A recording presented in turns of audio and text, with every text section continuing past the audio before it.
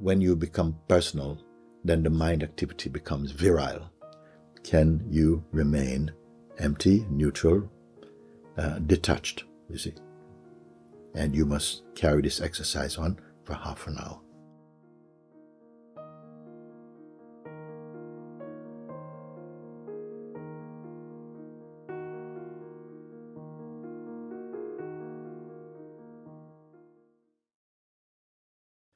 Very good to see you. Wonderful.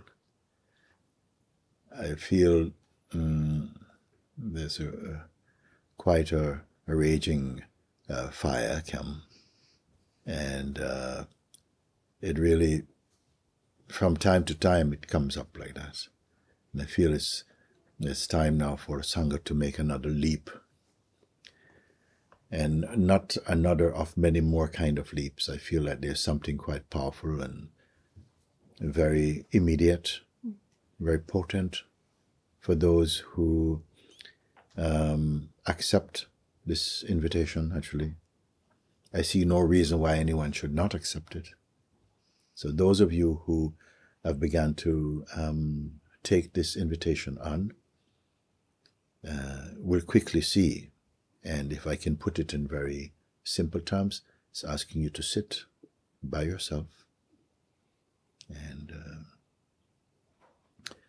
begin. For many people, I say you go sit under a tree, sit wherever you feel comfortable for a while, and for half an hour, at least each day. I didn't tell them that to start with. I said, let's do this exercise first. After the exercise was grasped, I said, then will you do this for half an hour each day? And we will do this for a week. And what is the exercise? It is that you sit and the mind will come. The usual things which seem very normal. It's been so normalized, the activity of mind in terms of its relationship or the relationship of ourself in identity with the mind seems like it's a whole relationship goes on very normalized. And with this identity of personhood, maybe you may say, if I say a sattvic sense of personhood, would you understand this term? Meaning that, you know, the highest stage of identity. Sattvic means more pure.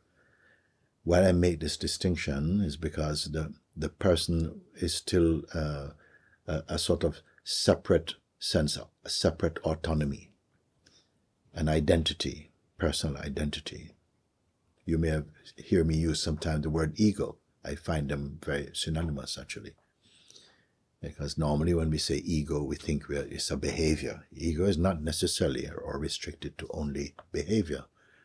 It means where there is a very rooted identity based upon I am this body, and I am effective. We don't say it, but effective, I'm my conditioning, who I take myself to be. My experiences, history, all of that contribute to the self I function as daily, naturally, normally.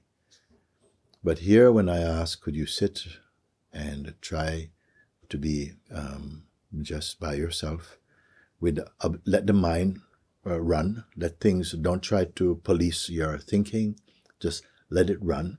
And I say, can you observe without logging into that which is observable, meaning that there is some detached witnessing, just of the stuff that arises.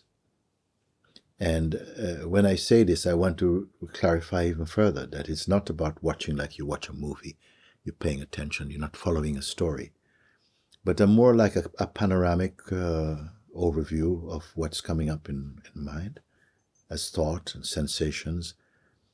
And now I say, but remain detached, don't log into the mind wave. To remain conscious and apart from the activity that's coming up, sensationally, psychically, physically, emotionally. All these things may come in one form or another.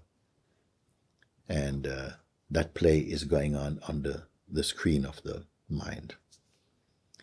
So, but only to pay attention to your formless or impersonal sense of presence or being. Is that clear enough? That is the important part, to stay only as the awareness self. So not a form, not a shape, not an identity, not the guy on your passport or the woman on the passport, just the sense of presence. Here, the witnessing is happening spontaneously. And try not to get pulled into the mind. It seems, oh, it's going to be a pleasant little exercise. But it's going to be quite a mugging, actually. And we start like that, and you see how easy it is to follow, to be pulled into. I say that the mind comes in this way, and each time it's like it comes for some food. It needs to be fed. And what is the food of this mind activity? To connect with personal identity. When you become personal, then the mind activity becomes virile. Then the show begins like that. But I've asked you not to log in. Don't put in your password.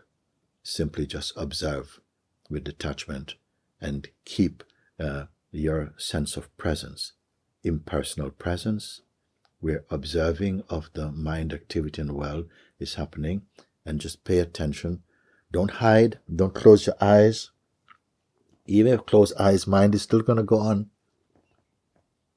So whatever is happening in the outer sense of the mind and life, and what is happening also behind the eyeballs in the realm of thought and feeling sensation, let them happen. Can you remain empty, neutral, detached, you see? And you must carry this exercise on for half an hour. And it doesn't matter, because you, first of all, accept you're going to have a lot of, in the beginning, a lot of sense of failing. Then as you begin to recognize how virile the mind activity is, when you have been cooperating with it, it feels normal. But now I'm just trying to show, can you simply be without engaging in identity and mind activity? And you see how easy the attention goes like this. Yeah? And after a while, you'll realize, wait a second, it's as though I'm choiceless. I'm not able to stay by myself. My attention is always engaged in what is next, or the next taste, the next sensation. And this is not new. Perhaps all our life we have lived like that. But it's become normalized because nobody questions it. But now we're questioning it. Not questioning it verbally, just asking this simple exercise to stabilize your attention just in presence. Be aware of the mind. And you start to start itching a little bit, something is going to feel like the longest half an hour you've spent consciously. Because you see somehow, again, some little thing, need not be anything spectacular or so important. How easily we are pulled into identity, pulled into the active action, reaction, interaction with that. So this is what I've asked. And how will your first half an hour session be? You see? Then you realize, wait a second, this is how I've been living. This has been my life. Simply cooperating with the mind pull, the reflex, to always just be in some mental state. You see? And then what I'm getting feedback from many people is, I can't live like this anymore. I am a prisoner in my own life. Actually, you are not a prisoner. Your identity as a person is the prisoner. And because it has been unquestioned, it becomes what represents you is personal identity. And that is the relationship, the dynamic relationship with the mind stuff and the person for whom it seems applicable and relevant. Now watched from, increasingly, you'll come to see that there is a deeper space of witnessing that is untouched. It has no identity.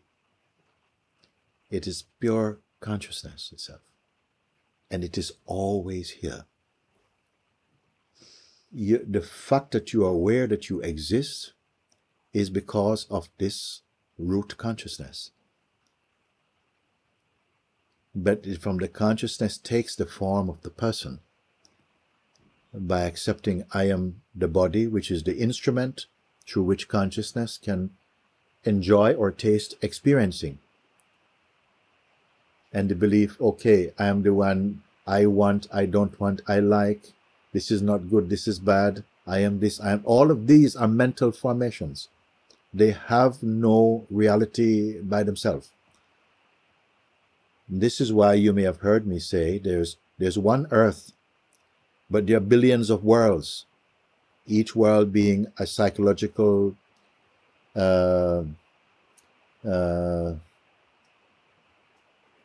subjective interpretation of what we see. The physical world is innocent. It is what it is. But the relationship created through the mind and identity makes it uniquely your own experience personally. We're not going to fight with that. We're not trying to get rid of a world. We're not going to judge, condemn, only observe. So I'm introducing only the power of observing. And so this is what I'm asking. Can you bear your non-dual observing? Remain detached and just be aware of what comes. So, as I said in the beginning, many people report, it's just every little thing you feel, okay, sorry, wait a second, I've got to go and make a coffee. I've got to, feed the cat. Every kind of avoidance is going to come and it's going to seem justifiable. And then sitting, remember this is your choice. It's not a command. I'm asking, are you willing to commit to looking? And why should you not? It's going to be the most powerful exercise, the most relevant, the most revealing, the most empowering. And are you on board for it? This is what I'm asking. Because what I've found is that there, many people, we have the impression we are doing quite well. We're doing quite well. We're doing the inquiry. We're reading. We're sitting in meditation. We're chanting. All these things. But this you have not done. To actually be tested. So first you test yourself. You sit. I will not have to tell you how powerful and important this exercise will be. I want you to tell me if you are willing to take it on. Above all practices and exercises, this until now will be the most direct. And it will be something that you must have a sense of commitment, a sense of responsibility that this is only for you. You cannot do it for someone else. This is only for you. And to learn to observe. And don't worry about the sense of failure. Give room. It's going to happen. The sense, whoa. Forget about the actions, reactions to it also. Just each time, come back. Don't waste time complaining and feeling, why can't I do it? Just come back and again stay. And gradually the force of presence will begin to come through. The claustrophobia of that mental noise that you will experience, if you persist, will begin to ease away from you. You begin to feel your true being again. Not separate from you, not you feeling your being, You are the being. You become naturally more stable, more calm, and that conviction ought to grow, that determination, I have to keep this up. I have to do this. Because Babaji said, no, because I see the fire it creates in my life. And yet, even in its most turbulent stages, you sense already the power of self-discovering in a very direct way. So I'm very, very pleased for those who feel I'm taking this challenge. And you're going to see whether you, once you recognize the force of the mind tsunamis that will come, and you realize that it is not what you are. This is very important, that there's a space that is untouched by it, and there's a space that seems very, very touched and disturbed by it. And the space that is touched and disturbed by it is your regular living space as a person. Are you willing to feel that challenge and know that somehow it is possible going beyond it, and stay with it? Once you have, you're in the flow of this discovery, it will become more compelling for most people. Some may give up and say, "Whoa, I'm out of here. I can't take this onslaught. My mind is too strong." I can't imagine, if you realize how strong the mind, the psychological mind and identity has become, whether you'd want to just kind of say, you know what, okay, I still go along and cooperate with it, because at least it seems more simple, and I know that world. I'm very familiar with being that person, and so I don't want to be disturbed any further. I want to see if there's someone like this, or that you're able to take this beautiful, auspicious challenge, that I don't feel that you can fail. If there's a sense of failure, it is from the person. It's because of identity and holding on, clinging to the identity of personhood. Because through this exercise, you'll realize the shallowness of personal identity and ego. But at the same time, you will not be left out at sea. You will, at the same time, simultaneously become aware of the greater space, limitless space of your true being. Okay? So, this is not an advertisement. Okay? Just to share with you what we are focusing on. Because I've known people, some people for many years. They've been in some kind of practice, practicing here, listening to invitation, but because the person is doing it, after a while, we start to plateau off. The mind feels, listen, I think I've done enough. I think I'm okay now. But with this, this exercise I'm offering, I don't know. I'll have to see if it comes to the same point where someone feels, you know, actually, I think I've transcended the mind thing, and I'll settle for a nice handshake with the mind, and we strike a deal or what. I'm very keen to see how we go, you see. So I'm just sharing this, and I would like also that the whole Sangha, that I would imagine that it will be a reflex to say, yes, I have to keep expanding in this invitation to self-discovery. It's good? Very good.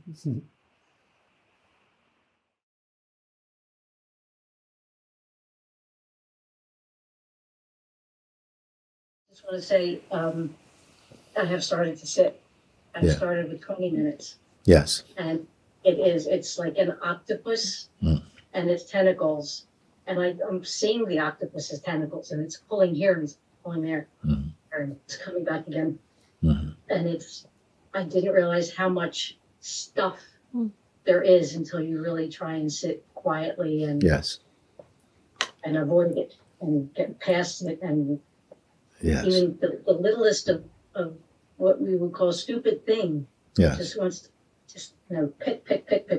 Yes, yes, yes. And, when you see that there's perceiving of this, remember that at first it is the mind person that's going to seek to be taking credit for this seeing. But the mind created self is very much a part of this disturbing or this, this very dynamic play. Of course, there's room for mind, there's room for everything. But right now, I say, now come back to this place. Because once you can have a measure of the strength of the pulsation of distractedness, and that actually those who have transcended, who are awake, have gone through the same thing.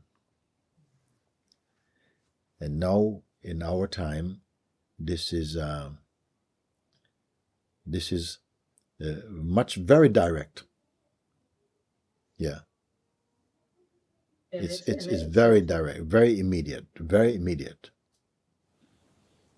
And a beautiful feeling to get to that peace. Yes. When you're looking at all these things and the mind's coming at you, and then you get back to that peace, you just don't want to leave it. Yes. It's yourself. It's just yes. At first, you are going to feel that, wow, I cannot, oh, it's too hard for me.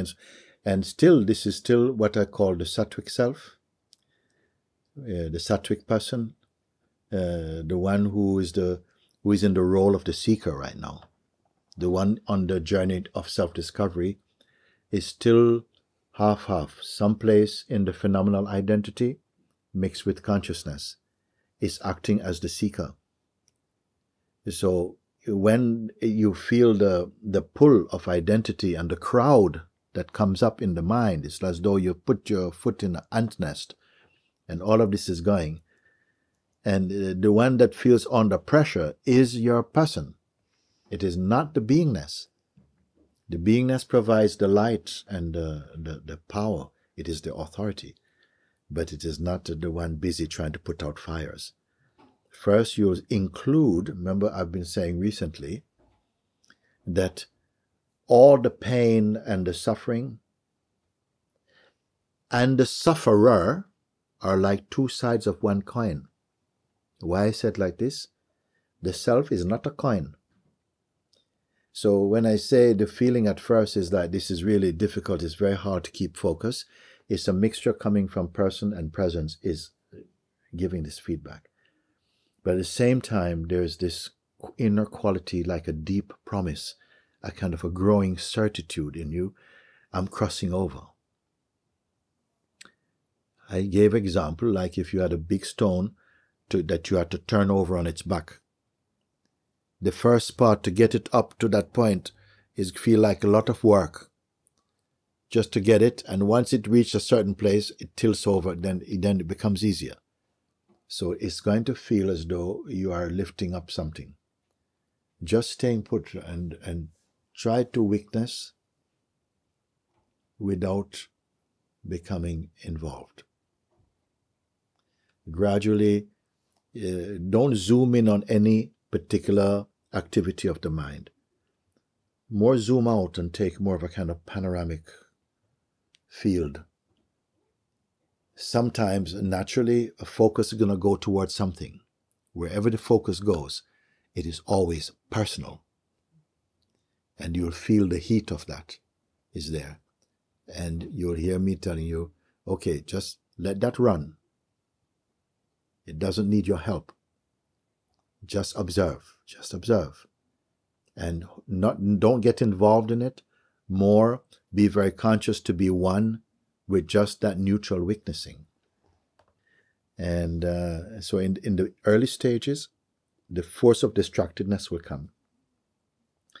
you start to feel itchy and things to do, and oh, I need to just need to make this phone call, and I come back and sit again. Let's have a cup of tea. Oh no, I've taken sugar. No, not with. And you see, and somehow it's gonna dawn. What am I doing? Who is doing all this stuff? Who has to make all these decisions? Mr. Guy. And you something again come back.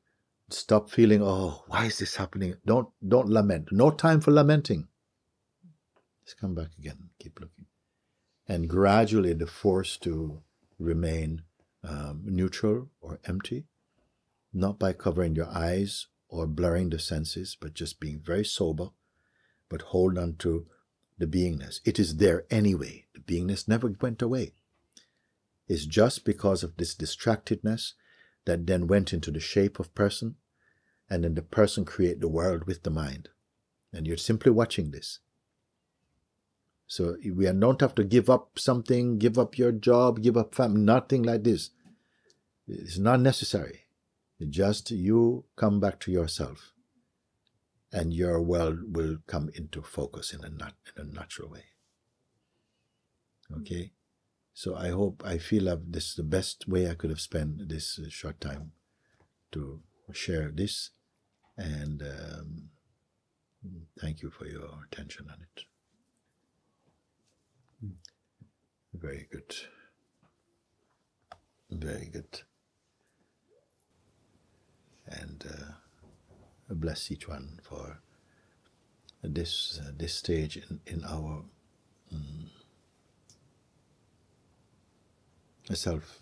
self-awareness, self-realization, like this. Many things will seem to come as though to put you off coming into such clarity. It will feel like that, like the mind has an intelligence of its own to sabotage this recognition. But don't worry. The only real thing here is the consciousness. And abide in that as that itself.